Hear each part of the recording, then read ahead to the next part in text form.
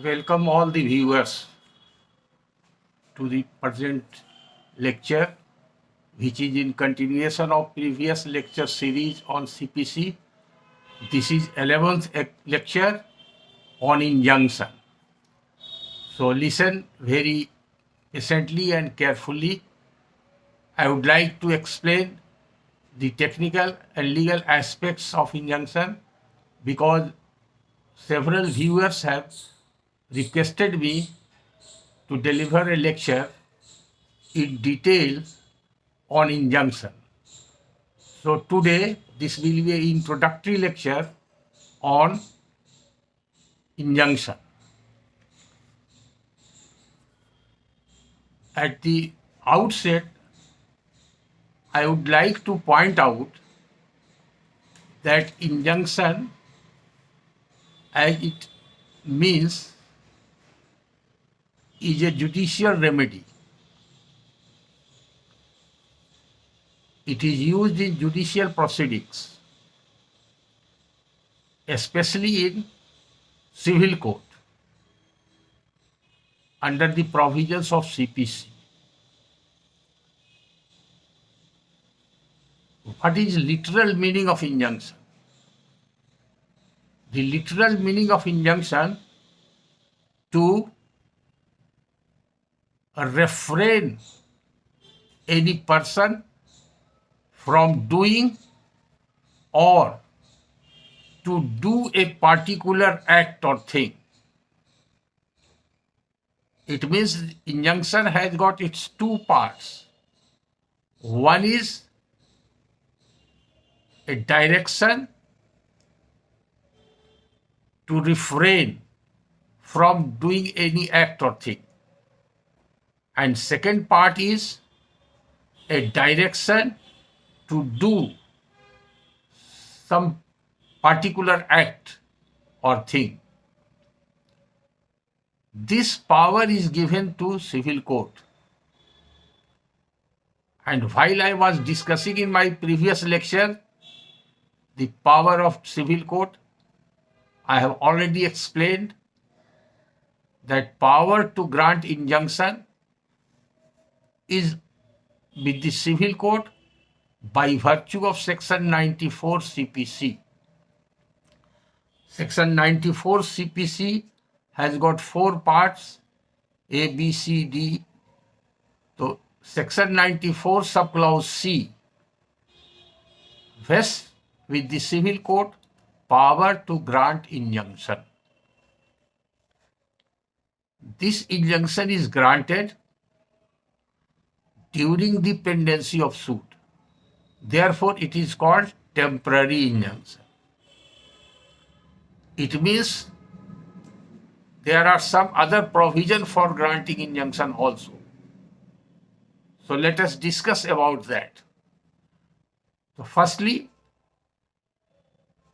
we have to understand that this is a judicial process. Granting an order of injunction is a part of the judicial process. When we say that it is a judicial process, then it is presupposed that any judicial officer can pass such order. But under what provisions of law and which procedure of law? So the answer is that under the Code of Civil Procedure.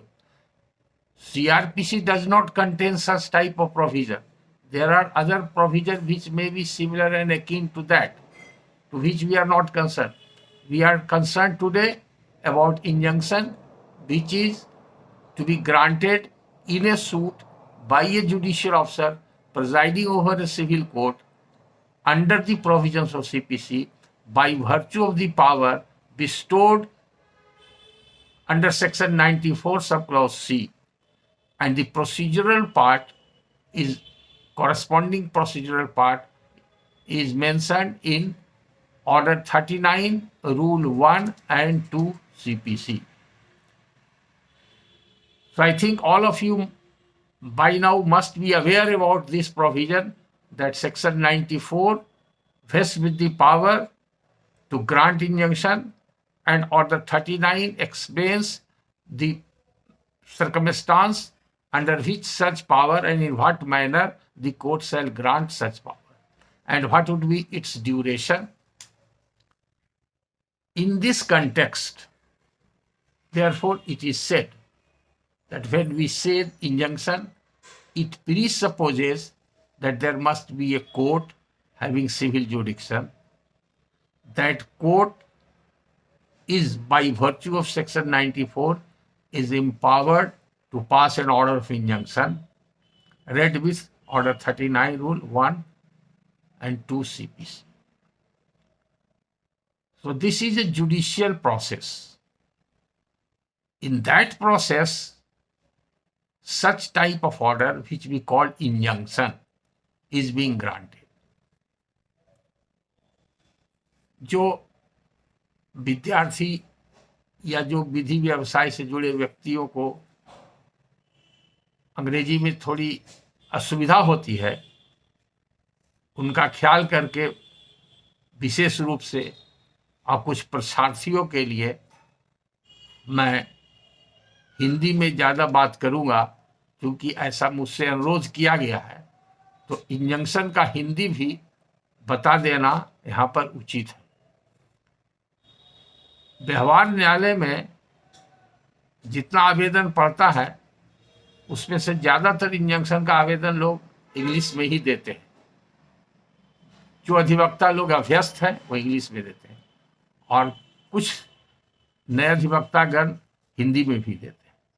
तो injunction का शाब्दिक अर्थ होता है निषेध आज्ञा। तो निषेध आज्ञा से पता चलता है कि किसी कार्य को करने से निषेध किया गया है, यानी कि मना किया गया है। तो ऐसा आज्ञा का मतलब आदेश, ऑर्डर। ऐसा आदेश जब न्यायालय पारित करे जिससे किसी कार्य को करने से मना किया गया हो, तो ये हो गया निषेध आज्ञा। लेकिन ये अधूरा है। निषेध आज्ञा के अतिरिक्त अलग से भी आदेश न्यायालय पारित कर सकता है। निषेधाज्ञा के बजाय कोई अमुक कार्य करने हेतु, तो वो एक तरह से आदेश हो गया। तो जब रेस्ट्रिक्टिव इंजंक्शन होगा, निषेध वाला होगा या प्रोहिबिटरी मना करने वाला होगा, तो इसलिए दो पार्ट इंजंक्शन का माना जाता है। पहला पार्ट हुआ प्रोहिबिटरी और रेस्ट्रिक्टिव, जिसका शाब्दिक अर्थ हुआ निषेधाज्ञा। निषेधाज्ञा का दूसरा हिंदी है व्यादेश, और उर्दू में उसको बोलते हैं इम्तनाए। इम्तनाए, और इंजंक्शन ऑर्डर को बोलेंगे हुकुम इम्तनाए, क्योंकि ऑर्डर को उर्दू में हुकुम कहते हैं। और निषेध और आज्ञा मिल करके निषेधाज्ञा बना हुआ है, और व्यादेश भी दो शब्द मिल के व्यादेश बना हुआ है। यानी कि निषेधाज्ञा जो है उसमें निषेध का मतलब मना, किसी कार्य को करने से मना किया गया है उस आदेश के द्वारा। तो निषेध करने वाला आदेश जो है वही निषेधाज्ञा है। तो जब न्यायालय किसी पक्ष को कहता है कि अमुक काम आप करें या अमुक काम नहीं करें, दोनों स्थिति में वो निषेधाज्ञा ही कहलाता है सीपीसी के अंतर्गत। लेकिन जहां पर कि स्पेसिफिक कोई कार्य करने के लिए आदेश होता है, तो उसको टेक्निकली मैंडेटरी इंजंक्शन बोलते हैं। तो इंजंक्शन का दो पार्ट हो गया। एक हो गया रेस्ट्रिक्टिव इंजंक्शन, जो निषेधाज्ञा हो गया, और दूसरा जिसमें सकारात्मक कोई आदेश करने के लिए आदेश पारित किया हुआ, ऐसा आदेश हो जिसमें कोई कार्य करने के लिए डायरेक्ट किया गया हो, तो उसको बोलते हैं मैंडेटरी इंजंक्शन। तो सीपीसी में जो भी इंजंक्शन का आदेश पारित होगा वो ऑर्डर 39 के दायरे में आने पर ही होगा। तो ऑर्डर 39 को देखना और समझना है। सेक्शन 94 तो सिर्फ अधिकार देता है, एम्पावर करता है कोर्ट को इंजंक्शन पर। तो चूंकि इंजंक्शन एक जुडिशियल रेमेडी है और ये इक्विटेबल नेचर का है, इक्विटेबल नेचर का है, तो इक्विटेबल नेचर का जो प्रिंसिपल है, इक्विटी एक्ट्स इन पर्सोनम, इक्विटी किसी व्यक्ति के साथ किया जाता है, किसी वस्तु या संपत्ति के साथ इक्विटी नहीं किया जा सकता है। तो ये पर्सनल है, किसी पर्सन को। तो दो पर्सन के बीच में विवाद है न्यायालय में, तो न्यायाधीश को इक्विटी अगर दिखाना है, कोई इक्विटेबल आदेश पारित करना है, तो वो इक्विटेबल आदेश दोनों व्यक्तियों के बीच होगा और किसी एक के साथ इक्विटी के ग्राउंड पर कोई उसके पक्ष में आदेश करना होगा। तो इसीलिए उस प्रिंसिपल पर इसको कहा जाता है it is a equitable remedy. दूसरी बात है कि न्यायालय के विवेकाधिकार पर है, और जो परिस्थितियां बनती है जिसमें कि न्यायालय आदेश पारित कर सकता है, जो शर्तें ऑर्डर 39 में मुकर्रर है इंजंक्शन के आदेश करने के लिए, उसके आधार पर ये एक जुडिशियल प्रोसेस का पार्ट माना जाता है। इसलिए आप देखेंगे कि जहां पर इंजंक्शन का प्रावधान किया गया है सेक्शन 94 में, तो एक अलग चैप्टर बना दिया गया है। वो चैप्टर है सप्लीमेंटल प्रोसीडिंग। तो सूट की एक प्रोसीडिंग होती है, जैसे सूट जब फाइल होता है, तो सूट जब फाइल होगा तो वो सूट एडमिट होगा, समन्स अपोजिट पार्टी डिफेंडेंट्स को जाएगा, वो रिटन स्टेटमेंट देगा, इशू फ्रेम होगा, डॉक्यूमेंट्स फाइल होगा, दोनों पार्टी का एविडेंस डॉक्यूमेंट्री ओरल होगा, आर्गुमेंट होगा, उसके बाद जजमेंट होगा, जजमेंट के बाद डिग्री बनेगी। तो ये स्टेप बाय स्टेप किसी भी सिविल सूट की जो प्रोसीडिंग्स होती है, वो प्रक्रिया जो होती है, वाद दायर करने से वाद के निस्तार होने तक का, तो वो सूट की प्रोसीडिंग्स आम बोलचाल की भाषा में बोलते हैं। और एक हुआ मिसलेनियस प्रोसीडिंग्स। एक प्रोसीडिंग होता है वैसा प्रोसीडिंग जो मेन सूट से ही उत्पन्न होता है, इसीलिए उसको सप्लीमेंटल प्रोसीडिंग कहा गया। तो मेन प्रोसीडिंग तो सूट का चल रहा है कोर्ट के सामने, और उसके बाद ये स्थिति आई कि इंजंक्शन का आदेश पारित करना न्याय हित में जरूरी है, तो वो जो स्थिति बनेगी तो वो सप्लीमेंट्री बाद की स्थिति बनी, इसलिए उसको चैप्टर का नाम ही रखा गया है सप्लीमेंटल प्रोसीडिंग्स। और उस सप्लीमेंटल प्रोसीडिंग्स के अंतर्गत ही ये सेक्शन 94 आता है, पहला सेक्शन उसमें 94, और उसका सब क्लॉज सी में टेम्पोररी इंजंक्शन रखा गया। इसी में कमीशन वगैरह और अदर प्रोविजंस रिसीवर का सब इसी में जो पावर, इस पर पिछले लेक्चर में बताया जा चुका है। अब ये सप्लीमेंटल प्रोसीडिंग्स में सेक्शन 94 है और उससे को रिलेटेड है ऑर्डर 39, तो वो भी पूरा प्रोसीजर हो गया जो सप्लीमेंटल प्रोसीडिंग्स का प्रोसीजर हो गया।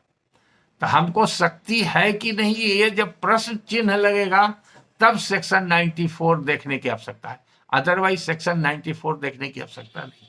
किसी भी केस में अगर इंजंक्शन का पिटीशन फाइल होता है तो इंजंक्शन पिटीशन में क्या फैक्ट्स है, प्लेंट में क्या फैक्ट्स है, अगर डिफेंडेंट अपीयर्ड है तो उसके रिटन स्टेटमेंट में क्या फैक्ट है, और डिफेंडेंट ने कोई ऑब्जेक्शन रिजॉइंडर दिया है कि उसमें क्या फैक्ट्स है, उसके बाद लॉ का प्रिंसिपल जो निर्धारित है इंजंक्शन के लिए वो क्या है, ये सब समझने के बाद न्यायालय अपने विवेकाधिकार से आदेश पारित करता है, जिसको कि जुडिशियल डिस्क्रिशन बोलते हैं।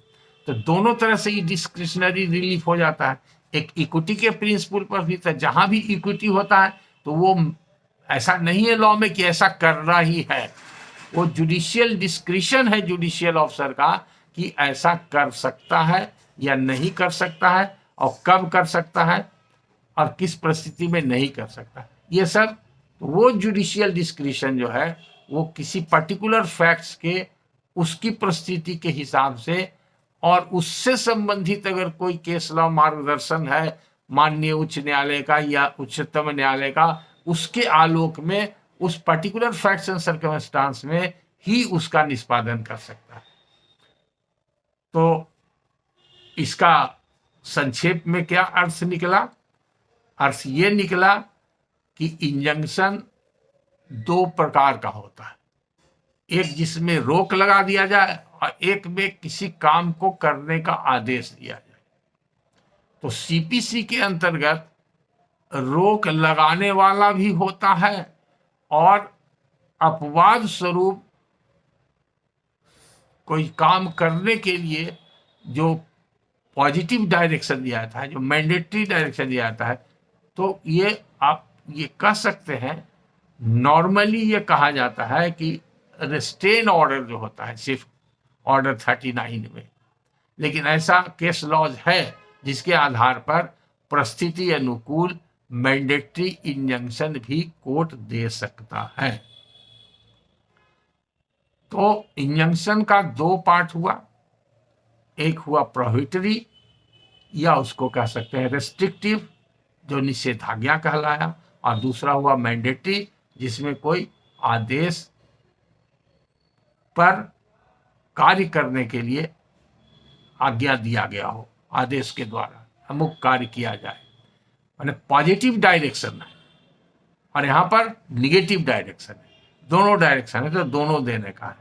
तो प्रिंसिपल ऑफ लॉ इमर्ज जो किया इक्विटी के आधार पर, equity acts in personam and injunction is also an equitable relief and therefore it has to be granted on the consideration of entire facts and circumstances on such equitable principles. To do equity with some party who approaches the court apprehending some unwarranted situation in order to protect his right, interest, property or the contract or obligation. तो इसका फिर अलग अलग part आपको मिलेगा। तो पहला major part हुआ मैंडेटरी एंड प्रोहिबिटरी। दूसरा एक टर्म यहां पर आता है, एक आता है टेम्पररी इंजंक्शन और एक आता है परपीचुअल इंजंक्शन। तो टेम्पररी का मतलब क्या हुआ, जो परमानेंट नहीं है, यानी कि क्षणिक। क्षणिक मतलब क्षण भर के लिए, वो एक सर्टेन पीरियड के लिए, स्पेसिफिक पीरियड के लिए, स्पेसिफिक पीरियड के लिए। वो पीरियड कितना होगा ये कोर्ट के विवेक पर है और केस की परिस्थिति पर है, लेकिन उसका मतलब है कि जब तक वाद का निस्तार नहीं हो जाता है, यानी कि अगर आज प्लेंट फाइल हुआ और आज इंजंक्शन का आदेश हुआ, या WS आज फाइल हुआ उसके बाद इंजंक्शन का आदेश हुआ, या WS फाइल होने के साल भर के बाद इंजंक्शन का आदेश हुआ, कभी भी इंजंक्शन का आदेश हुआ, चूंकि CPC कहता है, ऑर्डर 39 कहता है कि इंजंक्शन का आदेश सूट फाइल होने के दिन से लेके जजमेंट होने के पहले तक दिया जा सकता है। माने order of injunction can be passed at any stage of the suit. तो सूट जब तक पेंडिंग है कोर्ट के सामने, यानी कि फाइनल जजमेंट नहीं हुआ है, तब तक कोर्ट को डिस्क्रिशन है और पार्टीज को भी ये डिस्क्रिशन है कि वो जरूरत पड़े और परिस्थिति बने तो न्यायालय में आवेदन दे सकता है। तो सूट जो स्टार्ट होता है, इनिशिएशन ऑफ द सूट होता है, उसको बोलते हैं इंस्टीट्यूशन ऑफ द सूट, जिसको सूट इंस्टीट्यूट करना कहते हैं। और इंजंक्शन का जो पिटीशन पड़ेगा तो उसको कहते हैं इंजंक्शन का पिटीशन फाइल करना। तो इंस्टीट्यूशन ऑफ द सूट कैसे होता है, बाई प्रेजेंटेशन ऑफ प्लेंट, पिछले लेक्चर में बता चुके हैं। तो जब प्लेंट फाइल हो गया तो उसके बाद सप्लीमेंट, माने उसके बाद का जो सप्लीमेंट्री है वो पिटीशन है, इंजंक्शन के फॉर्म में है, तो उस पर कोर्ट आदेश देगा। तो किसी भी स्टेज में आएगा तो कोर्ट उसमें आदेश देगा, इंजंक्शन का आदेश देगा। उसकी प्रक्रिया है जो ऑर्डर 39 में है। तो जो इंजंक्शन का ऑर्डर होगा वो ऑर्डर का लाइफ होगा till disposal of the suit, इसीलिए उसको टेम्पररी इंजंक्शन कहा गया। और परमानेंट इंजंक्शन का मतलब हुआ जिसको कि अंग्रेजी में परपीचुअल इंजंक्शन भी कहा जाता है, शाश्वत आदेश। तो चूंकि इंजंक्शन का हिंदी व्यादेश है, इसलिए उसको शाश्वत व्यादेश भी कहते हैं। परपेचुअल इंजंक्शन या परमानेंट इंजंक्शन एक ही हुआ। तो सीपीसी के अंतर्गत ऑर्डर 39 में हम लोग जो इंजंक्शन का प्रयोग करते हैं वो सूट के दौरान, during the pendency of suit के लिए ही करते हैं। तो जो कंपिटेंट कोर्ट है, यानी कि कंपिटेंट कोर्ट है सिविल कोर्ट जो सूट इंटरटेन किया है, that court is a competent court. उसी कोर्ट में after filing of suit injunction पड़ सकता है। ऐसा नहीं है कि हमने कोई सूट फाइल नहीं किया और स्टेट में इंजंक्शन पिटिशन सिविल कोर्ट में फाइल कर देंगे अगर हम प्लेंटिफ हैं और प्रेयर करेंगे कि डिफेंडेंट को अमुक काम करने से रोक दिया जाए, तो इट इज नॉट पॉसिबल। तो क्या प्रिंसिपल इमर्ज आउट होता है कि injunction petition is required to be filed in a pending suit. If the suit is disposed of, judgment has already passed, then no injunction petition is maintainable in that dispose of suit. तो suit live हो, जिंदा हो, अभी pending हो, तभी injunction पड़ सकता है और किसी भी स्टेज में इंजंक्शन पड़ सकता है। ऐसा नहीं है कि आज प्लेंट फाइल हुआ है तो आज ही फाइल करना जरूरी है, या गवाही चल रहा है तो नहीं होगा, या आर्गुमेंट शुरू हो गया तो नहीं होगा। It depends upon the facts and situation of that particular case. तो injunction temporary during the pendency of suit होगा और परमानेंट इंजंक्शन होगा by decree of the court. जब परमानेंट इंजंक्शन का रिलीफ सूट में मांगा रहेगा और प्लेंटिफ का सूट डिक्री होगा तो उस समय जजमेंट में परमानेंट इंजंक्शन का रिलीफ ग्रांट करके कोर्ट उसको परमानेंट इंजंक्शन का डिक्री दे सकता है अगर वो उसके लिए इंटाइटल है। तो ये मुख्य बात समझिए कि इंजंक्शन का पिटीशन इंडिपेंडेंटली नहीं चल सकता है। इंजंक्शन दो प्रकार का होता है, टेम्पररी एंड मैंडेटरी। दूसरा फिर उसका प्रकार है, एक हो गया प्रोहिबिटरी, एक प्रोहिबिटरी और मैंडेटरी, और दूसरा हो गया टेम्पररी एंड परमानेंट। टेम्पररी में भी यूज के लिए कभी प्रयोग में दो तरह से यूज करते हैं। वो टेम्पररी का भी दो पार्ट कह सकते हैं, एक सिंपल टेम्पररी और एक एड इंट्रीम। एड इंट्रीम का मतलब तावक्त अभी, तो ad interim is also a temporary injunction and temporary injunction is a temporary injunction. मतलब वो परमानेंट नहीं है, खास पीरियड के लिए है। तो वो एड इंट्रीम या टेम्पररी इंजंक्शन में कोर्ट को अधिकार है कि आप 10 दिन के लिए इंजंक्शन लगाते हैं, 1 महीना के लिए लगाते हैं, 6 महीना के लिए लगाते हैं, या डिफेंडेंट जब तक अपीयर नहीं होता है तब तक लगाते हैं, या डिफेंडेंट जब तक शो कॉज नहीं देता है तब तक इंजंक्शन का आदेश लगेगा, या जब तक इंजंक्शन पर सुनवाई होकर आदेश पारित नहीं होता तब तक इंजंक्शन का आदेश रहेगा, या जब तक वाद की सुनवाई समाप्त होकर निर्णय नहीं हो जाता है तब तक इंजंक्शन रहेगा। तो कई फॉर्म में कई तरह के इंजंक्शन का आदेश हो सकता है, वो कोर्ट के डिस्क्रिप्शन पर और उस फैक्ट सिचुएशन पर डिपेंड करता है उस पर्टिकुलर केस में, लेकिन सभी टेम्पररी इंजंक्शन ही है क्योंकि मुकदमा के दौरान है, मुकदमा अभी पेंडिंग है और इसी बीच में ये सब स्टेप लिया जा रहा है।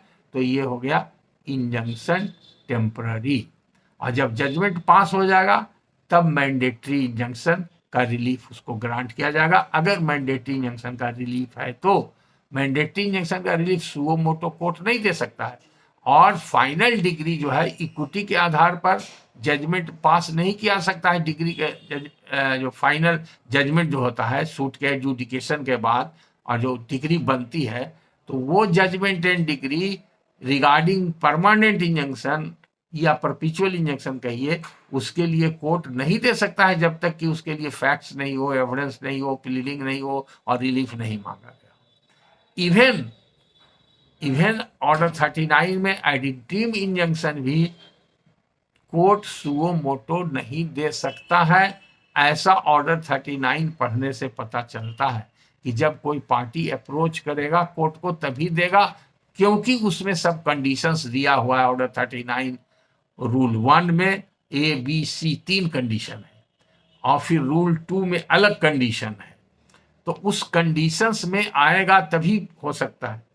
लेकिन अपवाद स्वरूप ऐसा केस भी मिलेगा, क्योंकि कोर्ट को इंजंक्शन करने का अधिकार है, डिस्क्रिशन है, तो for the ends of justice and in order to protect and preserve the property in dispute, court suo motu भी इंजंक्शन कर सकता है, क्योंकि कोर्ट को सुओ मोटो इंजंक्शन करने से कहीं रोका नहीं गया है।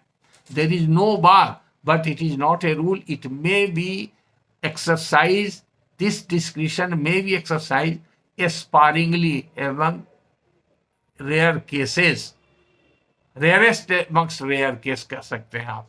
उसमें ऑब्जेक्टिव ही होना चाहिए कि प्रॉपर्टी को बचाने के लिए और प्रिजर्व रखने के लिए, कि जब तक इसका एडजुडिकेशन नहीं हो जाता है तब तक ये प्रॉपर्टी प्रिजर्व रहे। ये समझ गए। अब सवाल हुआ कि मैंडेटरी इंजंक्शन का कहाँ प्रावधान है, तो उसके लिए एक अलग एक्ट है, उसको बोलते हैं स्पेसिफिक रिलीफ एक्ट, विनिर्दिष्ट अनुतोष अधिनियम। स्पेसिफिक रिलीफ एक्ट में 3 सेक्शन है, 36, 37 और 38। ये 3 सेक्शन जो है वो इम्पॉर्टेंट है और वही इंजंक्शन के बारे में डील करता है। एक चैप्टर है इसमें अलग से इसके लिए, स्पेसिफिक रिलीफ एक्ट में, उसी में ये तीनों सेक्शन आपको मिलेगा।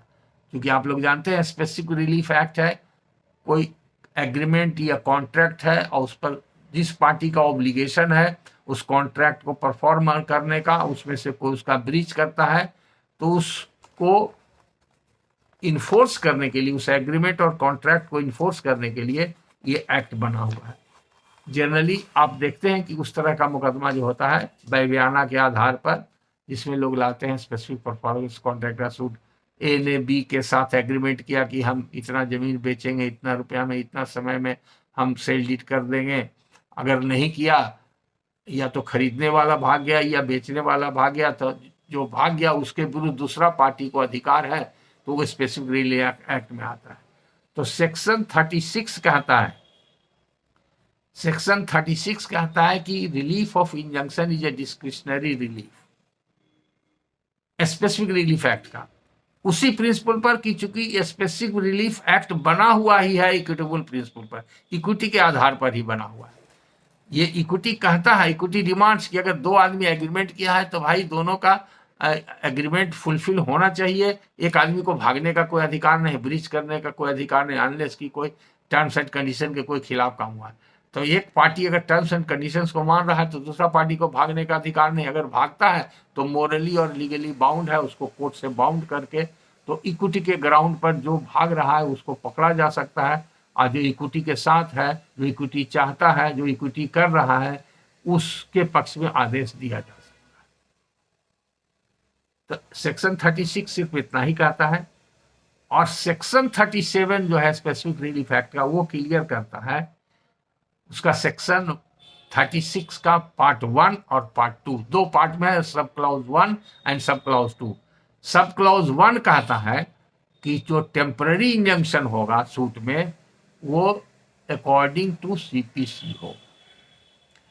तो specific relief act temporary injunction के बारे में बात नहीं करता है, वो रेफर करता है सीपीसी। जहां तक कि परमानेंट इंजंक्शन की बात है, तो परमानेंट इंजंक्शन सब क्लॉज 2 में कहता है कि वो by decree of court permanent injunction हो सकता है। परमानेंट इंजंक्शन का कोई टेम्पररी ऑर्डर नहीं हो सकता, क्योंकि वो परमानेंट है। परमानेंट मतलब जब तक जहां रहेगा, जब तक चांद सितारे रहेंगे, जब तक व्यक्ति, वो जिस व्यक्ति को हुआ और उसका राइट अगर हेरिटेबल है, तो जितना उसका जनरेशन टू जनरेशन वो परमानेंट रहेगा, वो खत्म नहीं हो सकता। परमानेंट का मतलब ये हो जो शाश्वत। तो शाश्वत मतलब जब तक ये सृष्टि है तब तक वो शाश्वत माना गया। ऐसे तो सृष्टि भी शाश्वत नहीं है, यहाँ पर कुछ चीज शाश्वत नहीं है। लेकिन जब व्यक्ति शाश्वत नहीं है तो उसका राइट और प्रॉपर्टी का राइट जो है इनहेरिटेबल है, उसके सक्सेसर्स को मिलते रहता है, उसके एयर्स को प्राप्त होते रहता है, तो वो सब उसका बेनिफिशियरी होगा, जो भी बेनिफिशियरी होगा वो लागू होगा। इसलिए उसको नाम दी गया शाश्वत। वो आध्यात्मिक रूप से जो शाश्वत हम लोग समझते हैं वो शाश्वत नहीं है। जब तक एग्जिस्टेंस है प्रॉपर्टी का, और जब तक ह्यूमन बीइंग का एग्जिस्टेंस है तब तक के वो लागू रहेगा। वो उसको कोई एनल नहीं कर सकता है, उसको कोई रिवोक नहीं कर सकता है, उसको कोई वापस नहीं ले सकता है, वो परमानेंट रह गया, इसीलिए उसको कहा गया परपेचुअल। लेकिन अगर स्पेसिफिक रिलीफ एक्ट में जो होता है, स्पेसिफिक रिलीफ एक्ट में जो परमानेंट इंजेक्शन होता है जिसको परपेचुअल इंजेक्शन कहते हैं, उसके लिए सेक्शन 38 है। तो सेक्शन 38 रेस्ट्रिक्टेड है कि जहां पर ब्रीच ऑफ ऑब्लिगेशन है वहीं होगा।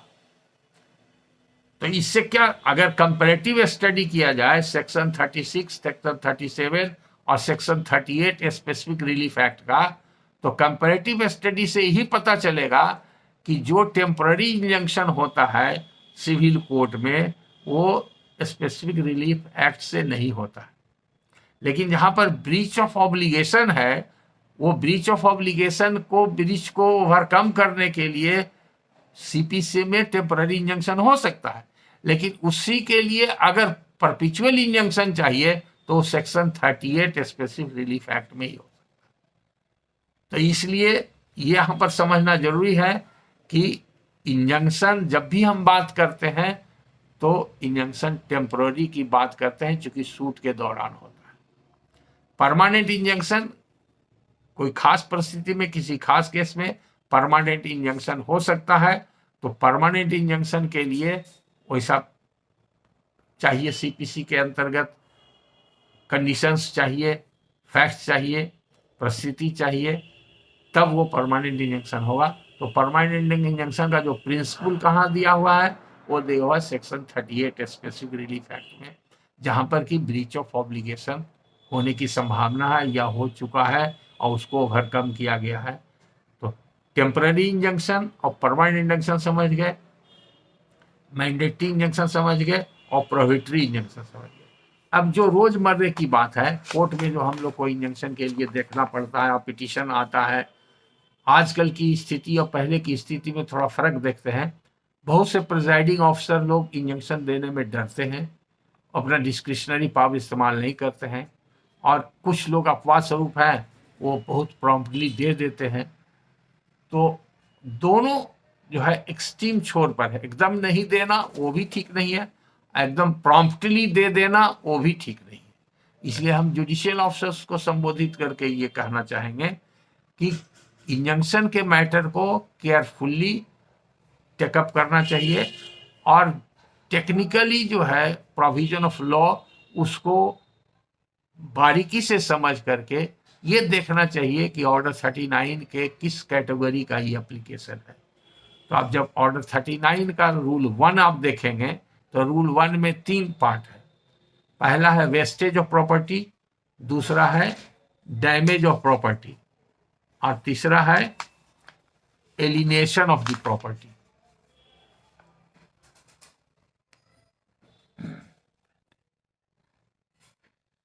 अगर ऐसी स्थिति बनती है जहां पर किसी प्रॉपर्टी का वेस्टेज हो रहा है या डैमेज हो रहा है और प्लेंटिफ कहता है कि हमारा प्रॉपर्टी का वेस्टेज हो जाएगा, जो सूट लैंड है वो बर्बाद हो जाएगा या डैमेज हो जाएगा या उसको बेच दिया जाएगा, तो 3 वर्ड लेजिस्लेचर ने इस्तेमाल किया है। इसको ध्यान से देखने की आवश्यकता है। हम ऑर्डर 39 रूल 1 सब क्लाउज ए पढ़ते हैं, that any property in dispute in a suit is in danger of being wasted, damaged or alienated by any party to the suit, or wrongfully sold in execution of a degree। अगर ये सब conditions है तब order 39 rule 1 एक part के अंदर वो application आएगा। तो इससे संबंधित उसका फैक्ट्स प्लीडेड होना चाहिए पिटीशन में। अगर इसमें नहीं आता है तो ये देख रहा होगा बी पार्ट क्या कहता है, sub clause B, that the defendant threatens or intends to remove or dispose of his property with a view to defrauding his creditors.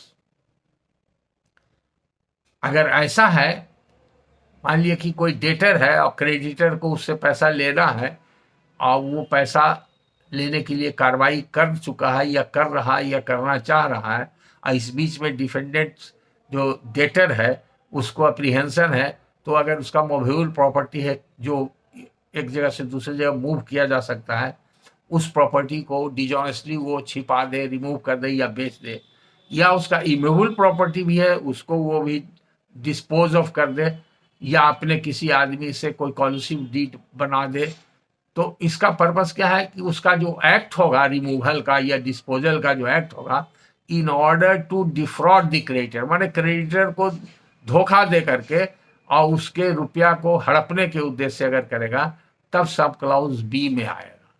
और सब क्लाउज सी कहता है that the defendant threatens to dispossess the plaintiff.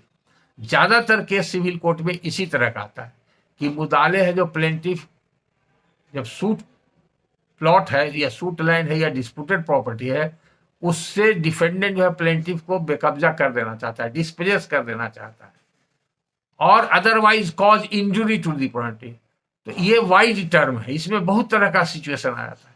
वो दूसरा injury cause कर रहा है, किस लिए का, वो प्रॉपर्टी से संबंधित। अब मान लिया कि उसका कोई पोर्शन इंक्रोच कर रहा है, उसका कोई मकान का दुकान का पोर्शन है, इसको कोई तोड़ रहा है, या कोई खेत है और खेत को वो दूसरे चीज में तब्दील करना चाह रहा है, तालाब बनाना चाह रहा है, तो खेत के नेचर को चेंज कर रहा है। तो किसी भी प्रॉपर्टी के नेचर को चेंज करना, फिजिकल फीचर को चेंज करना, उसके कन्फिगरेशन को चेंज करना, ताकि प्लेंटिफ का जो क्लेम है वो डिफीटेड हो जाए। प्लेंटिफ का मान लिया कि केस है कि यही मेरा खेत है, हम इसमें खेती करते आ रहे हैं और इसमें हम फसल लगाए हुए हैं और अमुक फसल मेरे खेत में है, और डिफेंडेंट उसको चाहता है कि इसका क्लेम हम डिफीट करें, तो वो खेत के जगह पर उस पर मकान बना दे, दुकान बना दे, झोपड़ी बना दे, कुछ बना दे, या वहाँ पर जानवर बांधने लगे, कोई सेट दे दे, उसका नेचर चेंज कर दे, और कहीं इसमें कोई मिल बना दे, कुछ कर दे, या बोरिंग कर दे, कहीं नहीं तो इसमें ऐसा है ही नहीं, लैंड ही मेरा लैंड है, इसमें हम ये मेरा एक तो पोजीशन ही है। तो ऐसा आमतौर पर ये सब देखा जाता है आजकल जो केसेज आता है। तो ये ज्यादातर केस सब क्लॉज सी में आता है कि डिस्पोजेशन का अगर खतरा हो, डिस्पोजेशन का खतरा हो, या कोई दूसरा इंजुरी जो प्रॉपर्टी से संबंधित हो उसका खतरा हो, तो कोर्ट को इंजंक्शन ग्रांट करना चाहिए। तो प्रिंसिपल यही इमर्ज करता है ऑर्डर 39 रूल 1 का sub clause A B C तीनों को एक साथ पढ़ने के बाद, कि अगर प्रॉपर्टी को खतरा है वेस्टेज का, डैमेज होने का, एलिनिएशन का, रिमूवल का, और प्रॉपर्टी से प्लेंटिफ का डिस्पोजेशन का या अदर इंजरी का, ये सब किसी भी सर्कमस्टांस में अगर कोई पार्टी इंजंक्शन का पिटीशन देता है तो पिटीशन को अलाउ करना चाहिए, कोर्ट को डिस्क्रिप्शन इस्तेमाल करें, क्योंकि सबके पीछे ऑब्जेक्टिव है to protect and preserve the property, so that at the time when the decree is passed in favor of the plaintiff may reap fruits of the decree।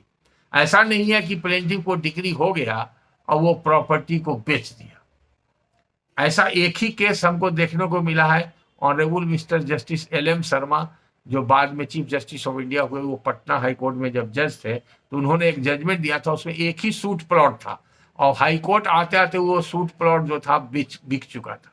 जब डिग्री कंफर्म हुआ high court से, तब plaintiff को कुछ नहीं मिला, उसमें equity adjust करने में भी डिफिकल्टी हुई। बहुत छोटा सा जजमेंट है, लेकिन उसमें एक इसके बारे में थोड़ा सा डिस्कशन हुआ है कि इस तरह का सिचुएशन नहीं आना चाहिए। तो कोर्ट को विजिलेंट होना चाहिए, कोर्ट को डिस्क्रिप्शन इस्तेमाल करना चाहिए, लेकिन किन परिस्थिति में कब होगा इसको भी ख्याल रखना चाहिए। और जो प्रैक्टिसिंग एडवोकेट हैं उनके लिए भी जरूरी है कि वो केस को अगर फ्रेम करते हैं तो इसी लाइट में उनको अपना इंजंक्शन पिटीशन फ्रेम करना चाहिए। और जो इस सब क्लॉज 1 में नहीं आएगा वो सब क्लॉज 2 में आएगा, लेकिन सब क्लॉज 2 है ब्रीच ऑफ एग्रीमेंट और ब्रीच ऑफ कॉन्ट्रैक्ट, जहां पर है कोई इंजंक्शन का है, तो उसको इंजंक्शन का रेस्टेन करने के लिए या कोई कंटिन्यूएशन ऑफ ब्रीच है उसको रोकने के लिए अगर है तो सब क्लॉज 2 में आए। इसके अतिरिक्त अगर कोई है सिचुएशन जो इसमें किसी में नहीं आता है, तो नॉर्मली इंजंक्शन वो पिटीशन मेंटेनेबल नहीं है। लेकिन एक्सेप्शनल केसेज में पिछले लेक्चर में हमने बताया था 151 जो इनहेरेंट पावर जब डिस्कस कर रहे थे, तो एक्सेप्शनल केसेज में इंजंक्शन ग्रांट किया जा सकता है जो इसमें से किसी में कवर नहीं करता। So in short this is all about injunction. आज के लेक्चर में इंजंक्शन के बारे में जो बेसिक कंसेप्शन है, बेसिक प्रिंसिपल्स है, आप फंडामेंटल रूल्स जिसको कह सकते हैं, और उसका क्या साधारण उसका मतलब है, माने है, ये आज आप लोगों के सामने हमने डिस्कस किया है। और इसके बाद डिफरेंट सिचुएशन में और अगले लेक्चर में इंजंक्शन का दूसरा पार्ट जो होगा उसमें बताएंगे। आज एक बात बता देते हैं कि इंजंक्शन का ये ABCD sub clause 1 order 39 rule 1 का सब क्लॉज 1 का ABCD और सब क्लॉज 2 का डिफरेंट सिचुएशन को आपने देखा, समझा। इसके अतिरिक्त एक परिस्थिति और बनती है जो देखा जाता है इंजंक्शन के आदेश देने के लिए, इसलिए प्लीडिंग्स में भी वकील लोग लिखते हैं। वो जो प्रिंसिपल डिसाइड हुआ है वो केस लॉज के जरिए हुआ है, माननीय उच्च न्यायालय और उच्चतम न्यायालय के द्वारा प्रतिपादित जो विधि सिद्धांत है विभिन्न प्रकार के जजमेंट में, उसके आधार पर उसको बोलते हैं प्राइमा फेसी केस। दूसरा है वायलेंस ऑफ कन्वीनियंस और तीसरा है इररिपेरेबल लॉस। तो बैलेंस ऑफ कन्वीनियंस सुविधा का संतुलन, सुविधा का संतुलन हिंदी में कहते हैं। तो जैसे तराजू पर तौलते हैं तो दोनों पलड़ा बराबर होना चाहिए तभी तौल पक्का होता है।